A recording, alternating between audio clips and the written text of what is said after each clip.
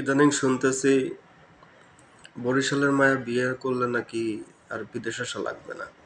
তা যারা বিদেশ আসার জন্য আগ্রহ দেখাচ্ছেন, যারা বিদেশ আসার চেষ্টা করতেছেন, তাদের আমি বলবো যে ভাই, আপনাদের বিদেশ আসার দরকার নেই। আপনারা বরিশালে একটা মায়া বিয়ে করুন। আর বরিশালে মায়া বিয়ে বিয়ে করলে কি কি বেনিফিট আছে আপনাদের বলি আমি। তারা নাকি একটা গাই দেবে, একটা গরু দেবে। ওই গরুতে নাকি প্রতি বছরে একটা করে বাচ্চা হলেও 5 বছরে 5টা বাচ্চা, 5 লাখ টাকা। আরো তো হাঁস মুরগি তো আছেই।